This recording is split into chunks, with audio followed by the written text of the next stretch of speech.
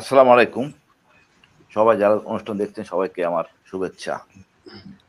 আজকে আমরা মাঠে ছিলাম।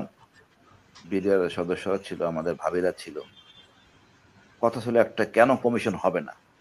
আমি তো মনে করি এটা তো আমার বা সমগ্র দেশের জনগণের চাওয়া পাওয়া। আর স্বরাষ্ট্র উপদেষ্টা ওতপ্রোতভাবে জড়িত। উনি উদ্যোগে ওটা মানে আগায় আসা উচিত ছিল। বা তা উনি করেন নাই। উল্টা উনি না করে দিছেন। বাট দুঃখজনক। বাট ইনশাআল্লাহ এখন ওনারা করবেন। বাট এই করার মধ্যে কথা আছে। আমরা নাম প্রপোজ করতেছিলাম। এএলএম ফজলু, জেনারেল ফজলু, তার নামটা থাকুক। উনি বিডিআর ডিজি ছিলেন এবং সাহসী একজন যোদ্ধা। তার নাম থাকুক। এই নাম নিয়ে গড়িমসি চলতেছে।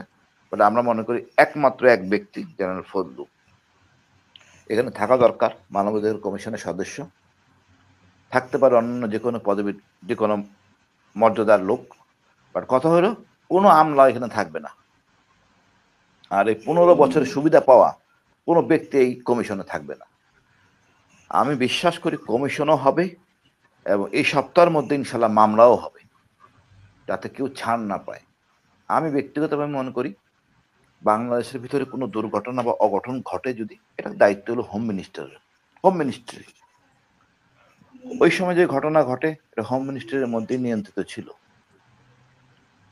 এবং ঠিক মতো যদি কাজ করতো র্যাব, র্যাব গেটে ছিল, কাজ করে নাই। কেন করে নাই তা তদন্তের মধ্যে আসবে। যতটুকু জানি তারেক সিদ্দিকী কাজ করতে দেন নাই। এই জেনারেল তারেক সিদ্দিকী আসলে সব জায়গায় ওতপ্রোতভাবে জড়িত, অপকর্মের সাথে জড়িত। তো সবকিছু আসবে তদন্তের মধ্যে ইনশাল্লাহ। এবং যদি সেনাবাহিনী যদি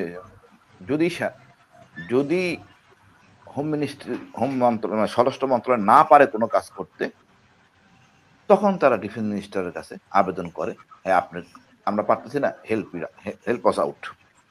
কিন্তু তা করার সুযোগ ছিল না। তো ডিফেন্স মিনিস্টার ছিল শেখ হাসিনা। শেখ হাসিনাই এই অপরাধের সাথে জড়িত, ওতপ্রোতভাবে জড়িত। তো উনি চান নাই সমস্যার সমাধান হোক। ইনফ্যাক্ট রৌমারি আর পাদুয়া এই দুইটা ইনসিডেন্টে বিএসএফ এর চরম বিপর্যয় ঘটে। তাদের একটা সাহসী বা মনোবল খুবই খারাপ, নিম্নমানের ছিল। তাদের দরকার ছিল আপডেট করা। শেখ হাসিনার সাথে এটা মানে আমার বিশ্বাস যে গত 2টা বছর 111-এর সাথে প্ল্যান করেই কাজটা করা হয়েছে। শেখ হাসিনা এটার সাথে ওতপ্রোতভাবে জড়িত। তার মন্ত্রিসভার নানক, তাপস, শেখ সেলিম, এমপি বেল্লাল, আমরা সবগুলি চক আউট করছি কাদের কাদের দেওয়া দরকার। ইনশাল্লাহ আমরা সবাই কিছু দেখতে পাবো, দৃশ্যমান হবে এবং এটা আন্তর্জাতিক অপরাধ ট্রাইব্যুনালে বিচার হবে ইনশাল্লাহ।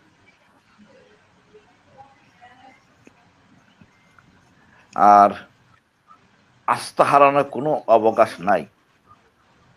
জি। আমার মানে এটা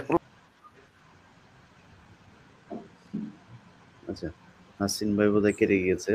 জাহিদ ভাই, আপনার কাছে ওই দিনের ঘটনার বর্ণনা শুনবো, তার আগে রেজা ভাইয়ের কাছ থেকে একটু শুনে আসি।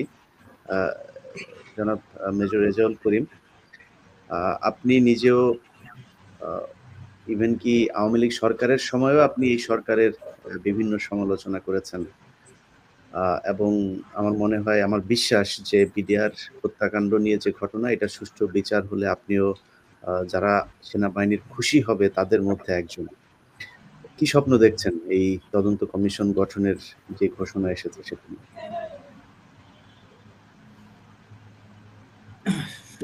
সকল দর্শক সবাইকে এবং এখানে উপস্থিত যারা সবাইকে আসসালামু আলাইকুম।